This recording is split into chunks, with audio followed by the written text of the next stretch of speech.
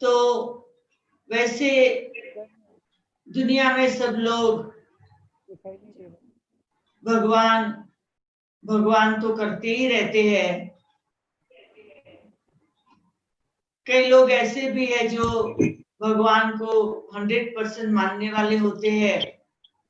कई ऐसे होते हैं कि जब जब जरूरत पड़ती है तभी तभी भगवान को याद करते हैं। और कोई ऐसे भी रेयर लोग होते हैं जो भगवान को मानने का, याद करने का टाइम ही नहीं होता है। कोई आस्तिक फुल होते हैं, कोई नास्तिक फुल होते हैं, ऐसे भी होता है, वैरायटी होते हैं। तो ये संसार वैरायटी से भरा हुआ है। हम वैसे भी अपने एक हाथ की अंगुलियां देखें तो भी पांचों में फर्क है ना। एक अंगुली की साइज ना मिले दूसरे से ना, परंतु जब सब अंगुली को हम नजदीक लाना चाहते हैं ना, तभी सभी की साइज कुदरती एक सरीखी हो जाती है। और जब पांचों अंगुली साथ में हो जाती तो कोई भी चीज को उठाना इजी हो जाता है। तो ये संसार भी ऐसे ही चल रहा है। हर एक की अपने जीवन में मान्यता अलग अलग होती है, परंतु एक बात जरूर है कि जीवन जीने के दो तरीके हैं। एक है मेहनत, दूसरा है मोहब्बत। जो व्यक्ति अपने आप में भगवान में विश्वास नहीं रखता है, उसको जीवन जीने में मेहनत बहुत करनी पड़ती है। परंतु जो व्यक्ति को फेथ है, विश्वास है अपने आप में और भगवान में, तो वो मोहब्बत होने कारण बहुत मेहनत नहीं करनी पड़ती है। तो मैं तो बचपन से यही मानती हूँ कि मैं मेहनत हर बात में कम करती हूँ, मोहब्बत जास्ती रखती हूँ। और वो मोहब्बत मुझे बहुत सफलता दिलाता है। मैं क्वेश्चन मार्क कम करती हूँ, फुल स्टॉप में ज्यादा जीती हूँ। Faith can move mountains. बड़े बड़े पहाड़ जैसे प्रॉब्लम आते हैं वो भी हट जाते हैं। तो हमारे जीवन के अंदर फेथ एक बहुत बड़ी चीज है। हमें अपने जीवन में सबसे पहले तो खुद में फेथ होना चाहिए। आत्मविश्वास बहुत जरूरी है। दूसरी बात है कि हम ये संसार में जी रहे हैं, उस संसार की परिवर्तनशील है। ये संसार की एक घड़ी न मिले दूसरे से, संसार चलता ही रहता है। हर पल नई नई सीन सीनरी देखते रहते हैं, जिसको हम ड्रामा कहते हैं। ड्रामा चलता रहता है, हम सब एक्टर पार्ट बजाते रहते हैं। और तीसरी बात है परमात्मा। तो परमात्मा में फेथ बहुत जरूरी है। जब भगवान में फेथ होता है तो म्यूट করে দিচ্ছে वो हमारे सब कार्यों को इजी कर देता है। तो मेरे जीवन का बचपन से लेकर यही अनुभव है। आज का हमारा विषय है एक्सपीरियंसिंग गॉड्स पावर। तो भगवान की शक्ति, भगवान का पावर क्या है, वो अनुभव करने से ही पता चलता है। कोई व्यक्ति थोड़ा अनुभव करते हैं तो जास्ती मेहनत करते हैं। कोई व्यक्ति थोड़ी मेहनत करते जास्ती अनुभव से जीते। मैं बहुत छोटी थी, जब स्कूल में पढ़ती थी हर रोज सुबह को अपने माँ बाप को नमस्कार करके उनके ब्लेसिंग लेके फिर भगवान के ब्लेसिंग लेकर भगवान को मंदिर में नमस्कार करके फिर स्कूल में जाते। स्कूल में अपने जो टीचर होते उनको भी बहुत रिस्पेक्ट करती थी। जो कुछ पढ़ाते थे वो एकाग्र चित्त से पढ़ती थी और जब घर आती थी तो फिर आके माँ बाप को और परमात्मा को थैंक्स करती थी कि मैं अच्छी तरह पढ़ के आ गई। तो मेरी जो एजुकेशन की सारी घड़ियां बीती, वो मेरा एजुकेशन का काल इतना सुंदर गया कि मुझे कभी बैठ के बहुत पढ़ना, बहुत लिखना, बहुत रिवाइज करना या ट्यूशन रखना ऐसा कुछ नहीं करना पड़ता था। मुझे एक ही विश्वास था कि मैं नंबर पहला लाऊंगी। और बचपन से लेकर एमए तक की पढ़ाई तक मैंने हमेशा पहला नंबर लिया, कभी दूसरा नंबर नहीं लिया। ये था गॉड्स पावर, क्योंकि मैं भगवान के विश्वास में अपनी पढ़ाई करती थी। अपने माँ बाप को बहुत रिस्पेक्ट करती थी। तो वो जो माँ बाप को मैं रिस्पेक्ट करती थी वो भी क्या था, वो कला कहाँ से आई, वो गुण कहाँ से आया, वो भी जैसे भगवान का ही अनुभव था कि जैसे भगवान ने मेरे सिर पर हाथ रखा हुआ है और वही मुझे चला रहा। हाँ, कोई ऐसी घड़ी आई, बहुत ढूंढते ढूंढते ढूंढते ढूंढते मुझे रियल इंट्रोडक्शन भगवान का नहीं मिलता था। तो मैंने 17 साल की उम्र में लास्ट प्रेयर करके भगवान को कह दिया, भगवान मैं नास्तिक बन जाऊंगी, आप मुझे नहीं मिल रहे हो, मुझे नहीं पता आप ये दुनिया में हो कि नहीं हो। अगर हो तो आप में दया है कि नहीं भगवान, अगर दया है तो आप मुझे क्यों नहीं मिलते। ये मेरी अंदर की प्रार्थना थी। बचपन से इतनी मेहनत की, व्रत, नियम, तप, दान, पुण्य, यात्रा, होम, हवन, कथा, कीर्तन सब कुछ किया, परंतु वही फेथ से कि कभी मुझे सत्य भगवान मिल जाए। जब नहीं मिला तो वो निराशा की घड़ी आई, परंतु गॉड्स पावर बहुत महान है। 2-3 साल तक मेहनत करती रही, फिर सोचा कि बस भगवान जैसा कुछ नहीं है। कमाल है, जब मेरी ऐसी निराशा की घड़ी आई, मैं उदास हो गई, मैं बीमार पड़ गई, भगवान को ढूंढते ढूंढते जीवन से रस निकल गया, कोई बात अच्छी नहीं लगती थी। और गॉड्स पावर इतनी ग्रेट बात है। हमारे घर के बाजू में इतने बड़े अहमदाबाद में ब्रह्मा कुमारी बहनें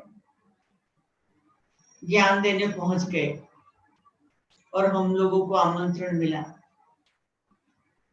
हम लोग भगवान के ज्ञान को सुनने गए और हमें बाबा का परिचय मिल गया, विश्वास बैठ गया और स्वतः ही सेंटर से संबंध जोड़कर 2 ही मास में दादी जानकी के साथ अहमदाबाद से आबू गए 1965 में।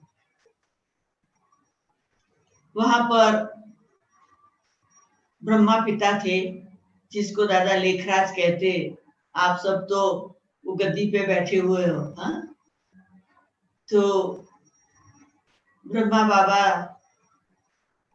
वो जब मैंने पहली बार देखा तो मुझे बहुत अच्छा अनुभव तो रहा, पर प्रश्न मन में था कि क्या परमात्मा शिव इनमें आते हैं?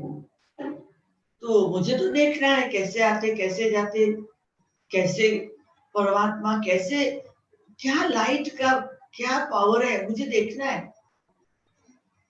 और जब पहली बार मुलाकात हुई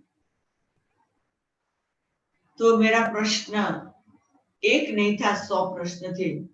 मैं बुक लेकर गई थी कि मैं पूछूंगी, ये बाबा जी को मैं प्रश्न पूछूंगी।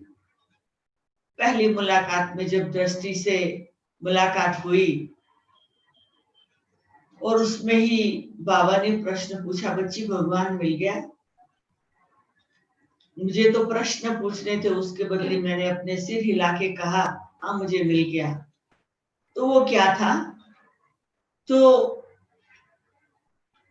ब्रह्मा पिता का साकार स्वरूप गुम हो गया और एक लाइट का जैसे बहुत बड़ा,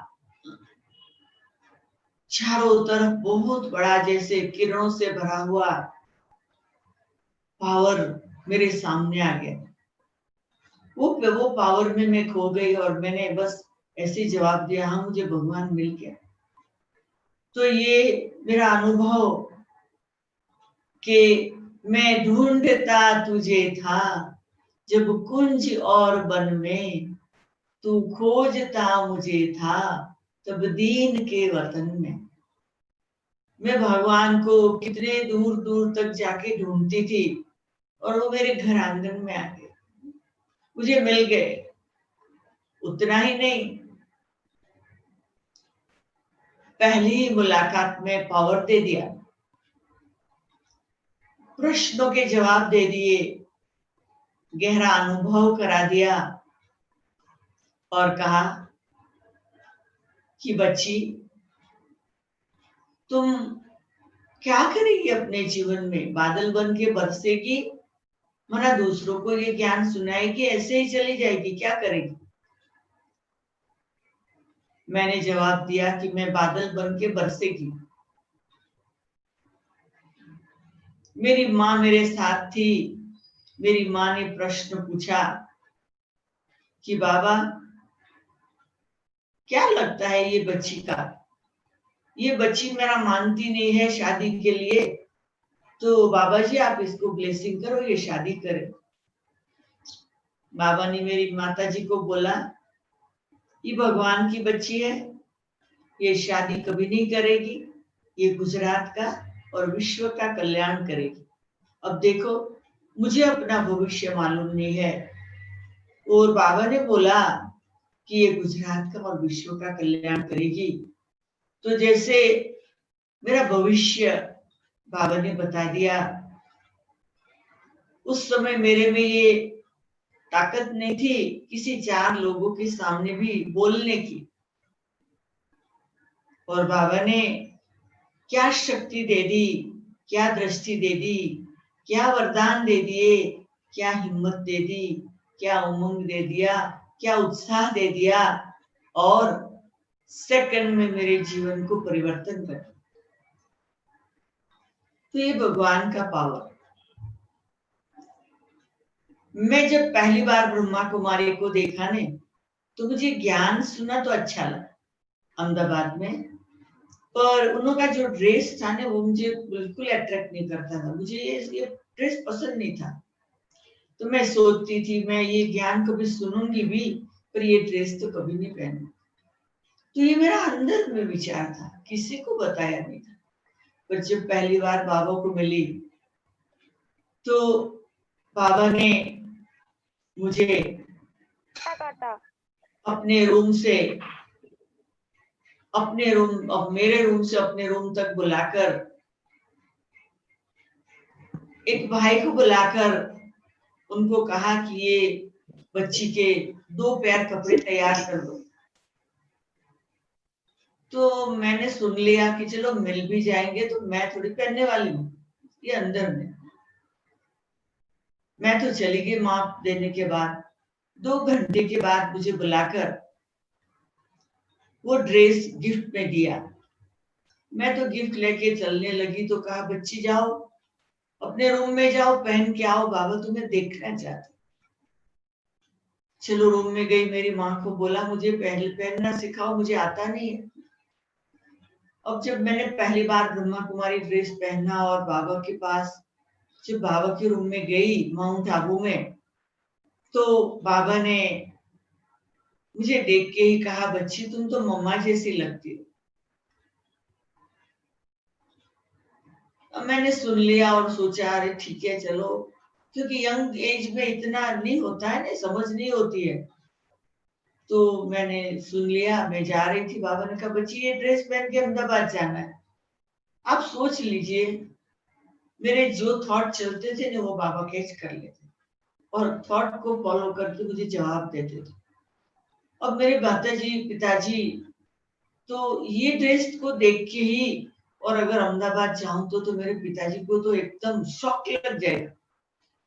लेकिन बाबा जाने जाना ना, बाबा ने कहा ये पहन के जा। अब बाबा की आज्ञा को मान के जब ये ड्रेस पहली बार पहना और ये पहन के अहमदाबाद गई, चलो घर जाके तो ड्रेस को छिपा लिया, पिताजी को पहले नहीं दिखाया। पर कहने का मतलब गॉड्स पावर मेरे अंदर के संकल्पों को पढ़ लेते थे, स्वतः ही जवाब दे देते थे। तो इस प्रकार से पावर के साथ के गॉड्स पावर की बहुत अनुभव। ऐसे ही जब माउंट आबू में मैं थी तो मुझे सोच चला कि मैं इंस्टीट्यूशन में आई तो मैंने बाबा को तो देखा, पर बाबा के राइट हैंड मम्मा उनको मैंने नहीं देखा, उन्होंने तो शरीर छोड़ा कुछ समय पहले ही। अजन मेरा सोच चला और बाबा ने कहा बच्ची ये बाबा तुम्हारे लिए बाबा है और ये बाबा तुम्हारे लिए मम्मा दोनों है। देखो मैंने कुछ बोला नहीं, पर बाबा ने समझ लिया कि मुझे मम्मा का मिसिंग है। तो बाबा ने 65 से लेकर 69 तक जब तक साकार में थे मुझे ये अनुभव कराया कि बाबा मेरे लिए माँ भी है और बाप भी है। और 65 से 69 तक मैं अहमदाबाद से आबू तो बहुत नजदीक घड़ी घड़ी जाती थी। बहुत प्रकार के अनुभव बाबा के साथ होते रहते थे। और आगे ये भी था कि मैं तो अपनी पढ़ाई करती थी, एमए पढ़ाई करती थी मैं फिलॉसफी साइकोलॉजी के साथ। तो मेरे पिताजी की इच्छा थी मुझे एमए कराने का और उसके बाद पीएचडी कराने का, क्योंकि मैं फर्स्ट क्लास फर्स्ट स्टूडेंट थी अपनी पढ़ाई में। अब बाबा जानी जाना ना रहे। मैंने बाबा को कहा कि बाबा मैं अपनी पढ़ाई पूरी करने के बाद प्रोफेसर बनकर कमाऊंगी और कमाकर जो भी कमाई होगी सब सेवा में लगा के मैं शाहूकार राजा बनूंगी। तो बाबा ने मुझे कहा बच्ची बाबा को तुम्हारे पैसे नहीं चाहिए, बाबा को तुम्हारी जैसी बच्ची चाहिए। तो मैंने कहा बाबा मैं अगर ऐसे ही आ जाएंगी तो मेरे पास तो कोई पैसे नहीं है, फिर मैं गरीब राजा बनूंगी सतयुग में। तो बाबा ने कहा नहीं बच्ची, तुम जिन स्टूडेंट की सेवा करेगी वो लोग जो सेवा करेंगे उसमें से तुम्हें 5% मिल जाएगा। बाबा जैसे फादर जैसे थे तो बहुत प्यार से मैं फ्रीली बात करती थी कि बाबा, और वो 5% माना तो 5,000 में से वो कभी मुझे अभी 5 रुपया या 500 रुपया कुछ देवे तो वो तो कितना होगा, मैं कमाऊ 5,000 तो पूरा दे दूं। बाबा ने कहा नहीं बच्ची तुम शाहूकारों की सेवा करेगी और वो शाहूकार बहुत यज्ञ सेवा करेंगे, उससे तुम्हारा बहुत बड़ा भाग्य बनेगा, तुम शाहूकार राजा बनेगी बच्ची। तो ये बाबा ने मुझे कॉन्फिडेंस दिला के इतना दिल में पक्का करा दिया कि मैंने अपनी पढ़ाई छोड़ दी। इजी नहीं था छोड़ने का, पर मेरा जो पढ़ाई में फिलॉसफी में और स्पिरिचुअलिटी में और धार्मिक सब्जेक्ट में कई सब्जेक्ट थे, उसमें गीता का भगवान का भी एक गीता का सब्जेक्ट था। तो मैंने गीता का भगवान शिव है, कृष्ण ने ऐसा लिख दिया। तो नेचुरली प्रोफेसर लोग तो मुझे फेल ही करेंगे। तो मैं एग्जाम दे के जब बाबू में आई और बाबू को कहा, बाबू मैंने तो ऐसे लिख दिया है, तो बाबा ने कहा वो जो प्रोफेसर है ना वो तुम्हें फेल करेंगे, पर ये बाबा है ना तुम्हें फुल पास करता है।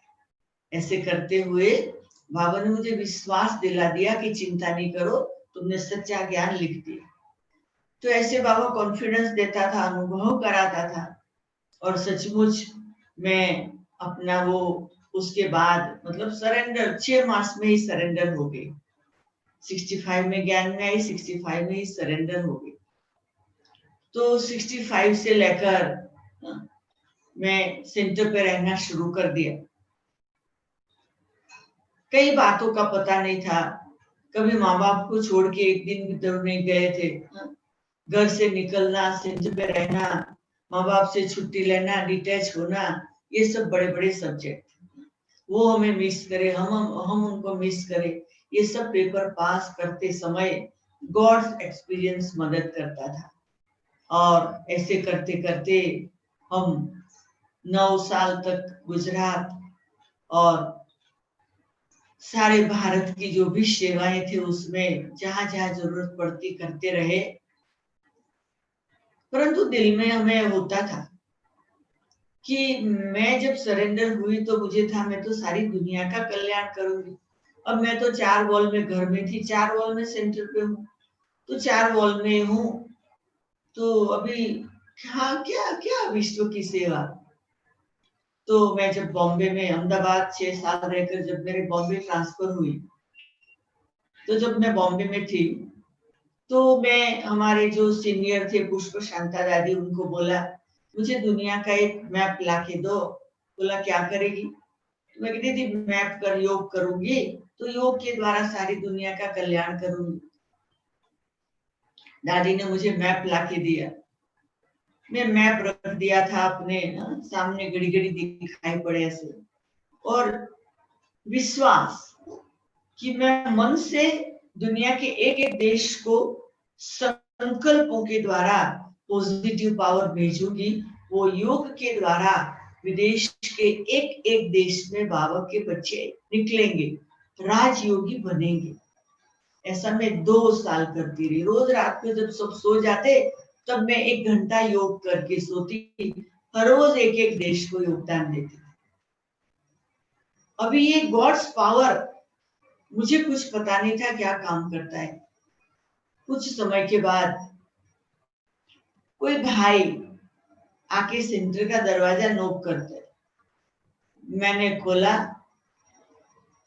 तो ऐसे चिट बात हुई, उनको ज्ञान सुनाया, और वो फॉरेन से था, वो अफ्रीका से था, और उन्होंने दादी को बोल के कहा कि मैं वेदांती बहन को अफ्रीका ले जाऊंगा। तो देखो गॉड्स पावर, ये अनुभव किया कि मैंने संकल्प किया, उन्होंने काम किया। मुझे जब ये याद करती हूँ ना, मेरा दिल भराता है, मेरा बोलना बंद हो जाता है, मेरा सोचना बंद हो जाता है, मेरा सुनना बंद हो जाता है। मैं बस फुल स्टॉप हो जाती हूँ कि भगवान हमारे सब सोच को समझ जाता, कितना वंडरफुल है हम सबका पिता। तो इस प्रकार से मुझे फिर अफ्रीका से आमंत्रण मिला 1974 में। अजन वही समय था कि धीरे धीरे अफ्रीका मतलब फॉरेन की सेवा का, तो सबसे पहले विदेश में एक अफ्रीका जाम्बिया में और दूसरा लंदन, 2 जगह सेंटर खुले। तो फॉरेन की जो सेंटरों खोलने की बिगिनिंग में ही भगवान ने मेरे को समझा, सुना, खुश किया, मेरा प्लानिंग किया, इनविटेशन मंगवाया, और गॉड्स पावर ने मुझे भारत से विदेश भेजा। इससे आगे क्या बताऊं, हर पल मेरा ध्यान रखा। मैंने अपने जीवन में, क्योंकि मैं ज्योग्राफी पढ़ी नहीं थी, मैंने कभी अफ्रीकन लोगों को नहीं देखा था, कभी एयरपोर्ट नहीं देखा था, कभी प्लेन नहीं देखा था, कभी फ्लाइट में फ्लाई नहीं किया था। वो 1974 में 30 साल की उम्र में पहली बार एयरपोर्ट देखा, पहली बार प्लेन में बैठी, पहली बार आकाश में उड़ी और पहली बार मैं अफ्रीका में। तो ये सब गॉड्स पावर है और गॉड्स पावर का अनुभव करने के लिए हमारा दिल और दिमाग एकदम क्लियर चाहिए, दिल का सच्चा प्यार चाहिए। मैं तो यही समझती हूँ कि सबसे पहले दिल में लगन लगती है, लगन लगने के बाद उनकी याद में मगन हो जाते हैं और मगन होने के बाद फिर क्या होता है, याद की लगन मतलब अगन, एक आग जल जाती है, प्यार की आग जलती है और बस उस प्यार की आग में जलते जलते आत्मा की सब बुराइयां चली जाती है और हम एकदम जैसे पावन बन जाते हैं। तो मेरा बहुत ही सुंदर अनुभव रहा कि मैं इस प्रकार से अफ्रीका में आई। अब जब अफ्रीका में आई तो पहले पहले तो सेंटर नहीं होता है, तो जिन्होंने बुलाया था उनके घर रहे, घर छोड़ के सेंटर पे आ गए। 10 साल सेंटर का अनुभव करके फिर किसी के घर में आए। तो भगवान हमें मदद करता था कि कैसे फैमिली के साथ 10 लोग थे, उनके साथ एडजस्ट होके रहो, कैसे प्यार से उनको कन्विंस करके अपना खाना बना लो और प्यार से अपना खाना बना के खा लो। तो ये सब करते करते एक देश की सेवा, दूसरे देश की सेवा, तीसरे देश की सेवा, ऐसे सेवाएं करते करते करते करते अफ्रीका में 56 देश है। तो वो सारे 56 देश में बाबा का झंडा लहरा लिया।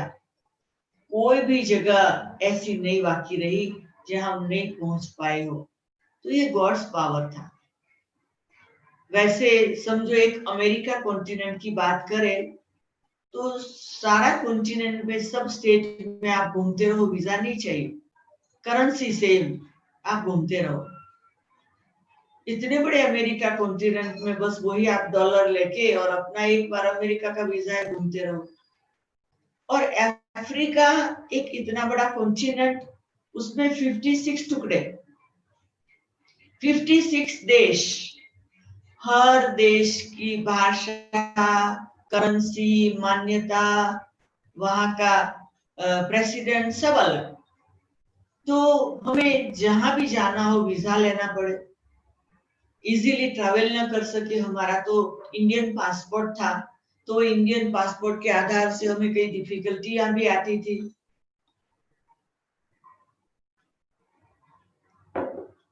डिफिकल्टी आते हुए भी जैसे बाबा रास्ता निकाल देता था।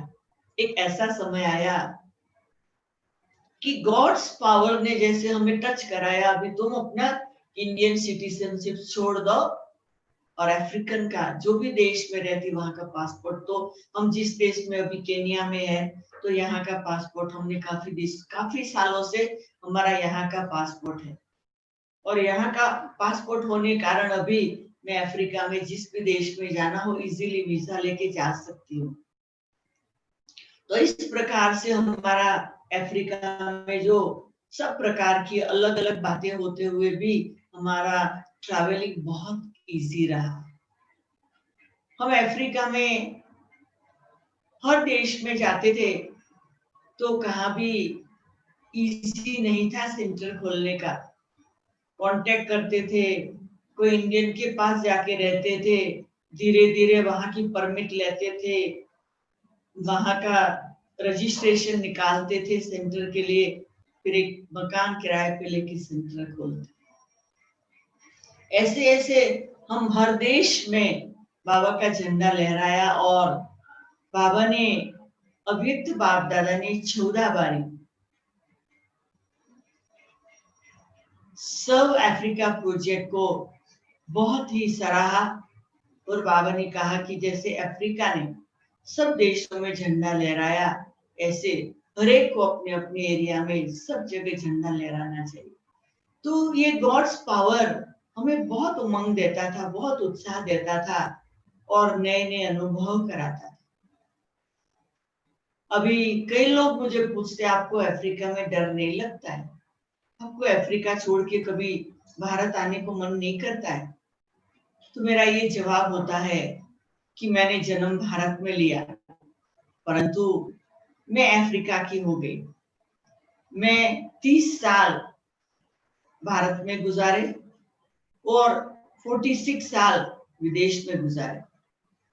तो कहने का मतलब कि मेरा जास्ती समय तो अफ्रीका में गया। तो शायद मेरा रोल अफ्रीका में होगा, बाबा ने शायद मुझे अफ्रीका के लिए चुन लिया है। तो ये जो गॉड्स पावर है वो हमें चला रहा था। अलग अलग टाइम पे अलग अलग अनुभव होते थे कि किस प्रकार से हमारा प्यार जब भगवान से होता तो वो अपना पावर किस प्रकार से हमें भी अनुभव कराता, औरों को भी कराता है। ऐसे कई प्रकार की बातें आती थी, परंतु हम जब बाबा की याद में बाबा को कह देते थे तो बाबा सॉल्व करता था। हमें याद आता है एक बार हमारा यहाँ बहुत बड़ा फंक्शन रखा था और इतने लोगों को आमंत्रण दिया था और दादी हमारे पास आकर पहुंचे थे। सब तैयारी हो गई थी और प्रोग्राम के एक दिन पहले सारा दिन इतनी बारिश गिरती रही कि कोई बात पॉसिबल नहीं लगती थी नेक्स्ट दिन के लिए। टेंट में भी पानी ऊपर नीचे यहाँ वहां घुस गया था और हमें ये लगता ही नहीं था कि प्रोग्राम हो सकेगा। हमने रात को बैठ के बाबू को कहा, बाबा आप ध्यान रख। नेक्स्ट डे सुबह सुबह अमृत वेला बाबा को पत्र लिख दिया, राइट टू गॉड, कि भगवान आज मेरे को बारिश नहीं चाहिए, टाइम पर फंक्शन अच्छी तरह होना चाहिए, फंक्शन शुरू होकर पूरा हो जाए तब तक बारिश नहीं चाहिए बाबा, लोग आए और अच्छा अनुभव करके जाए। ऐसे बाबू को लिख दिया। अब ये तो अमृत वेला लिखा, कई दिनों से सूरज ही भी नहीं निकला था, घने गहरे बादल थे, सब कुछ था। सुबह सुबह धीरे धीरे देखते गए, सूरज निकलने लगा और बादल दूर होने लगे और 10 बजे तक तो जैसे जो पानी यहाँ वहां था वो सूखने लगा और 10:30 बजे से लोग आने शुरू हो गए और 11 बजे जो प्रोग्राम था तो इतने लोग आ गए कि हमारा जो स्थान था वो भी छोटा पड़ रहा था और टाइम पे प्रोग्राम शुरू हुआ।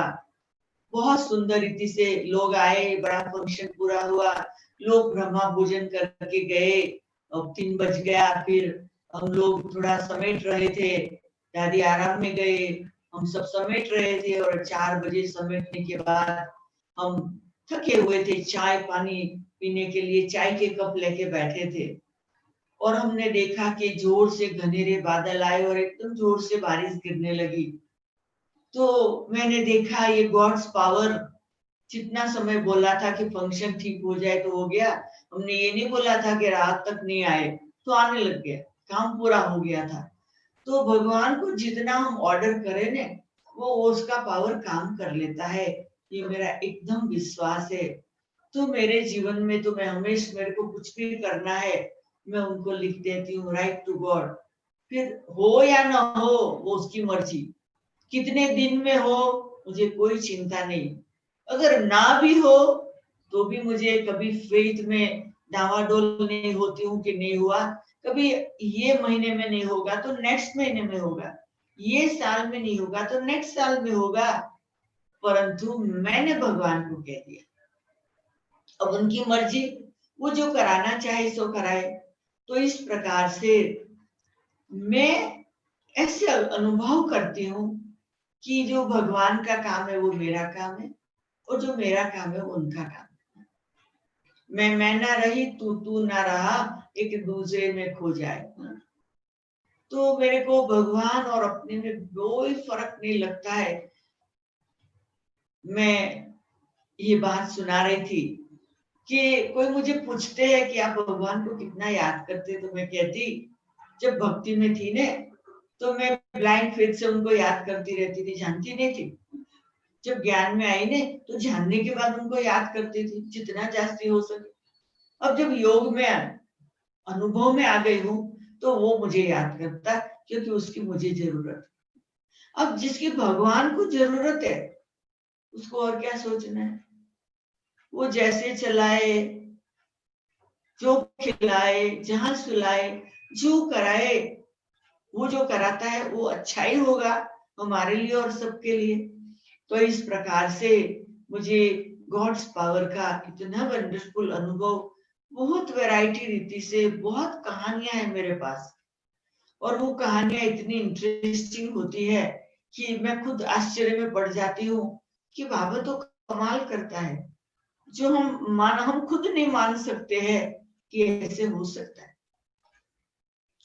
3 साल पहले की बात है। एक बारी एक भाई ने आके बोला कि हमारे देश में इलेक्शन होने वाला है और बहुत धमाल हो रही है, बहन जी हम कुछ करें। हमने कहा क्या करें, मेरे को तो मधुबन जाना है। बोला नहीं नहीं करना पड़ेगा कुछ। तो हम लोगों ने बैठ के एक प्रोजेक्ट बनाया, पोस्ट फॉर पीस। सभी को सिखाने लगे कि शांति के लिए कुछ घड़ियां दे दो, खड़े हो जाओ, रुक जाओ और अपने लिए, देश के लिए, लोगों के लिए शांति का वातावरण फैलाए। हम लोगों ने इलेक्शन के पहले ये प्रोजेक्ट हमारे शहर में किया तो देश तक आवाज पहुंच गई, प्रेसिडेंट तक आवाज पहुंच गई। देश के 47 एरिया में हमारा 2.5 मास तक ये प्रोजेक्ट चला। इतना सुंदर चला, उसकी इलेक्शन पर भी इफेक्टिव इलेक्शन बहुत शांति से हुआ। उसके बाद अफ्रीका के सारे जितने भी देश है वो देशों में हमने शुरू किया। फिर हम भारत में जहां जाते थे या विदेश में जहां जाते थे वहां भी प्रोजेक्ट करते थे। तो अफ्रीका के सिवाय दूसरे और 30 विदेश के स्थानों पे भी ये प्रोजेक्ट हुआ। तो जैसे शांति के लिए खड़े हो जाओ, तो हम लोगों का ये ऐसे 2.5 साल तक प्रोजेक्ट चलता रहा और चालू ही था और ये कोरोना वायरस आ गया। तो हमने कहा थैंक्स गॉड कि आपने सारे दुनिया को ये प्रोजेक्ट सिखा दिया। लॉकडाउन में बैठ जाओ, स्कूल में जाना बंद करो, ऑफिस में जाना बंद करो, एक दूसरे से डिस्टेंस में रहो। वंडरफुल गॉड्स पावर का एक्सपीरियंस हो रहा है कि अभी सारी दुनिया को भगवान याद आता है, सारी दुनिया ब्रह्मचारी बनती जा रही है। तो ये गॉड्स पावर, इसके अलावा हम क्या सोचे। गॉड अपना काम करता है, भगवान अपना काम करता है। और वंडरफुल बात तो ये है कि दुनिया में सारे लोग अलग अलग रीति से अपने फेथ के अनुसार भक्ति करने लग गए। और जो राजयोगी भाई बहने हैं वो बहुत पावरफुल डीप तपस्या के प्रोग्राम करने लग गए हैं और दूर दूर रहने वाले साइंस के साधनों के द्वारा ऑनलाइन कनेक्ट हो गए, सब एक दूसरे के नजदीक आ रहे हैं। तो वंडरफुल बात है, जो अब तक हमने ऐसे साइंस के साधनों के द्वारा नहीं किया था वो कर रहे। मैं सुनाऊं कि हम लोगों ने नैरोबी में अफ्रीका के भाई बहनों के लिए इंग्लिश मुरली और हिंदी मुरली का हर रोज दिन में कभी प्रवचन, शाम को कभी पब्लिक प्रोग्राम, ऐसे अलग अलग हम लोगों ने जून मास से शुरू किया है। आज तक हमारे पास दुनिया भर के राजयोगी 200 से भी जास्ती स्पीकर आ गए होंगे। तो ये कभी नहीं किया था हम लोगों ने। ये गॉड्स पावर काम कराता है और हम भी हर रोज अलग अलग लोगों को सुनते हैं तो हमको इतना सुंदर अनुभव होते हैं और हमको भी दुनिया भर से लोग आमंत्रण देते, जैसे आप लोगों ने हमें बुलाया है कलकत्ता में। तो ऐसे हमारा भी दिन में 2-3 प्रोग्राम हो जाता है ना, कभी कौन बुलाता, कभी कौन बुलाता, कभी कौन बुलाता और सारा दिन ये शेयरिंग का चलता रहता है। चलो ये तो बरोबर है, परंतु हर एक अपने एरिया में तपस्या के प्रोग्राम रखते हैं। हम अफ्रीका में 16 मार्च से लेकर आज तक अलग अलग प्रकार के योग के प्रयोग, कभी हम सेंटर निवासी करते हैं, कभी हम नैरोबी शहर के मिलके ऑनलाइन करते, कभी हम केन्या देश वाले, कभी हम अफ्रीका के सब मिलके अलग अलग प्रोग्राम करते हैं। तो हम लोगों ने 16 मार्च से जो किया, तो हम लोगों ने वैसे 108 दिन कंटिन्यूअस तपस्या की 1 जुलाई तक, और बहुत सुंदर 14 दिन का, 20 दिन का, 9 दिन का, 12 दिन का, 10 दिन का, ऐसे अलग अलग विषय पर करके बहुत सुंदर अनुभव किए, और सारे अफ्रीका के भाई बहनों को भी अनुभव कराते रहे। उन दिनों में हमने ये नक्की किया था कि मोबाइल को बहुत यूज नहीं करना, सुबह को ऑफ कर दो, सारा दिन बस शांत रहे, सुबह को खाली खोल के थोड़ा इंफॉर्मेशन देख लो। हम लोगों ने ये लॉकडाउन टाइम में कभी टीवी नहीं चलाया, कभी हमने टीवी पर बैठ के न्यूज नहीं देखा दुनिया में क्या हो रहा है। एक को जवाबदारी थी, वो खाली सारे दिन में से शाम को 10 मिनट में हमको खाली न्यूज बता देते थे कि दुनिया में क्या चल रहा है। तो हमें इंटरेस्ट नहीं था न्यूज जानने में, हम लोग इंट्रोवर्ट चले जाते थे, अपना परिवर्तन, अपना हाई जंप लगाना, विश्व को पावर देना। तो ये जो बाबा ने कई समय से बताया हुआ है, फिर सभी बहनों ने सेंटर पे अपने आप को लॉकडाउन तो करते ही थे हम सभी, परंतु क्वारंटाइन करके भी अपने रूम में 3-3, 4-4 दिन रहते थे, खाना पीना लेके रूम में ही, और वो अनुभव करते थे स्पिरिचुअल क्वारंटाइन का। अभी ऐसे समय पर कोई हिम्मत नहीं करता है ना बाहर जाने की, लॉकडाउन होता है तो थोड़ा थोड़ा वो शॉपिंग के लिए जाने देते हैं, तो क्लास वाले तो आते नहीं थे, अभी भी इतने नहीं आ रहे हैं। तो हम लोगों ने एक प्लान किया 14 दिन का, कि हम बहनें 10 है, हर रोज 2-2 बहनें निकलेगी, 4-5 घरों की विजिट करके आएगी, कार में 2 ही बैठ सकते तो 2 जाते। ऐसे हमने करीब 120 घरों की विजिट 14 दिन में की, और उनको घर में जाके उनको हिम्मत दिया, ब्लेसिंग दिया, टोली दी और दृष्टि दी, और कहा कि ऐसे समय पर हिम्मत से ये समय को खुशी खुशी से पार करो। तो इस प्रकार से हम लोगों ने ये सब प्रकार के प्रयोग किए। और अभी लास्ट में हम लोगों ने एक प्रयोग किया था 14 दिन का, जो 14 दिन के अंदर सभी बहनों ने इतने बड़े रिट्रीट सेंटर में अपना एक कोना बना लिया था, गुफा बना लिया था, और वो गुफा में बैठे रहते थे, तपस्या करते थे। और वो जब पूरा हो गया, फिर रक्षाबंधन आ गया, रक्षाबंधन पूरा हो गया, तो कल से लेकर 14 दिन के लिए हम लोगों ने गॉडली पावर बैंक क्लासरूम में बनाई है। 14 टेबल चेयर रखा है, बीच में सोफा रखा है, और वो जो 14 ऑफिसर है वो 24 आवर के लिए ये बैंक चलती है, जिस वो ऑफिसर को जब टाइम मिलता, 14 डिपार्टमेंट बनाए हैं और स्पिरिचुअल डिपार्टमेंट बनाए हैं, और वो उस ढंग से अपना, और हम लोग ने सारे अफ्रीका के भाई बहनों को स्पिरिचुअली और हमें इनवाइट किया हुआ है कि दूर बैठे भी वर्चुअली हमारे साथ ज्वाइंट होके, जिसको जो डिपार्टमेंट में काम करना है, तो हम 14 डिपार्टमेंट को स्पिरिचुअल सब्जेक्ट दे रहे हैं। और उस प्रकार से हम लोग कल से ये स्पिरिचुअल बैंक शुरू हुई है पॉजिटिव पावर की, तो हम लोग बहुत सुंदर अनुभव कर रहे हैं। तो ये 14 दिन में हम लोग ये गॉडली पावर बैंक के द्वारा हमने वो रोजरी में भी ये डाला हुआ है, और हम सबको इनवाइट करते हैं जिसको ये बैंक में कस्टमर बनना है और अपनी एंट्री डालनी है, हमारे साथ ज्वाइंट होना है, तो वो पहले अपना नाम, ईमेल एड्रेस और अपना फोटो भेजेंगे, फिर हम उनको रजिस्टर करेंगे, और रजिस्टर करने के बाद उनको 14 डिपार्टमेंट की लिस्ट भेजेंगे, और जिसको जिस डिपार्टमेंट में हमारे साथ ज्वाइंट होके ये वर्ल्ड सर्विस करना है इस बैंक के द्वारा, उनको हम गाइड करेंगे कि ये करना है। तो ऐसे हमारा ये बहुत सुंदर चल रहा है, और बहुत सुंदर रीति से हम ऐसे अलग अलग प्रकार की भट्टियों का अनुभव करते, विश्व को सकाश देने का प्रयोग करते हैं। अभी हमें मालूम है कि हमें तो बहुत ऐसे अनुभव है, मैं 5 घंटा सुनाती रहूं तो भी पूरा नहीं होगा। तो जो भी वहां नए पुराने बाबा के बच्चे बैठे हैं, बाबा की कलकत्ता गद्दी पे बैठे हैं, मैं फ्यूचर में लॉकडाउन खुलेगा जरूर आऊंगी। और हमारे मतलब आने का था, वैसे इसी साल में आने का प्रोग्राम था, फरवरी में मुन्नी बहन ने रखा था, हमको बुलाया था वहां, परंतु ये नहीं हो सका क्योंकि मेरे को यहाँ और कुछ था, इसलिए मैं नहीं आ सकी। पर अभी जरूर आऊंगी, क्योंकि बाबा की गद्दी तो देखनी ही होती है। तो हमें ये खिंचाण है और हम जरूर आएंगे।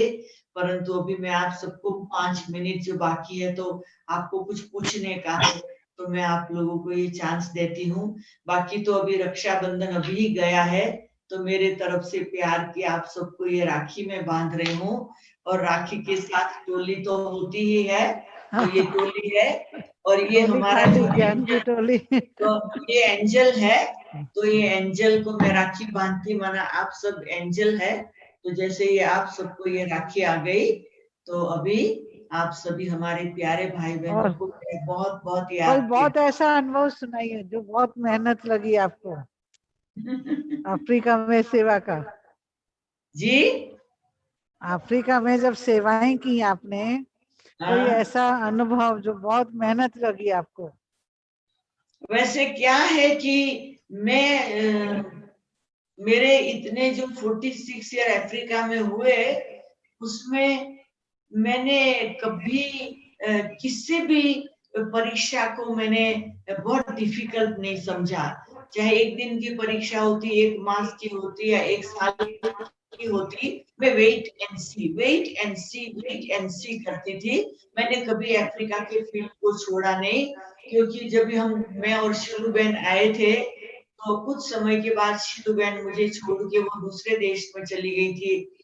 फिर मेरे मदद के लिए निर्मला दीदी आए थे, फिर वो दूसरे देश में चले गए। उसके बाद फिर चंदू बहन मेरे पास आए, फिर मुझे छोड़ के लंदन चले गए। तो मेरे को क्या होता था, मदद में आते थे, फिर मैंने नक्की किया मैं यहाँ के टीचर्स तैयार करती हूँ। तो मैंने फिर अफ्रीका से ही बहने टीचर्स तैयार कर लिए, तो मेरे लिए तब से फिर एकदम इजी हो गया।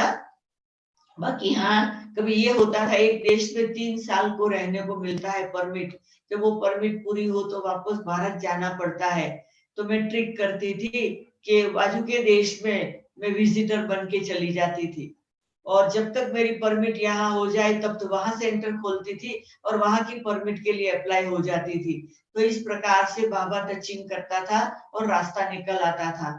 तो मेरे को 74 में आई, तब से आज तक कभी ऐसी कोई सिचुएशन नहीं आई जो मुझे अफ्रीका छोड़ के वापस जाना पड़े।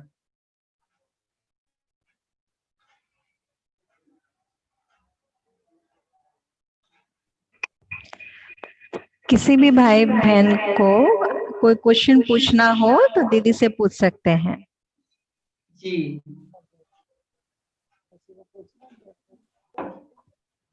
चैट बॉक्स में लिख के दे सकते हैं।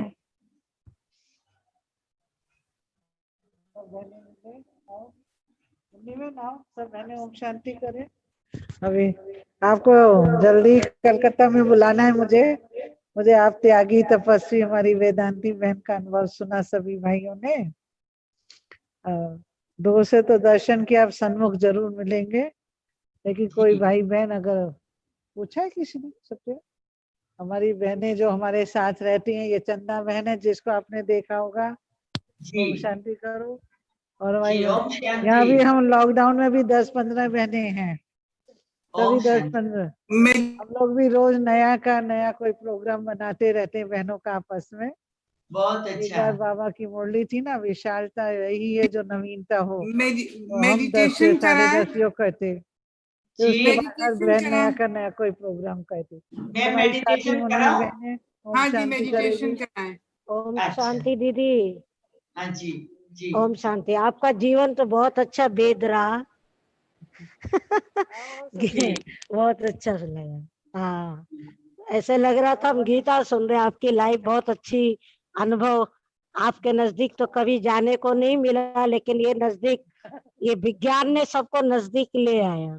जी, इसलिए जी, विज्ञान की बहुत बहुत शुक्रिया। जी, जी, जी, जी, जी। मेडिटेशन कर। ओम शांति दीदी।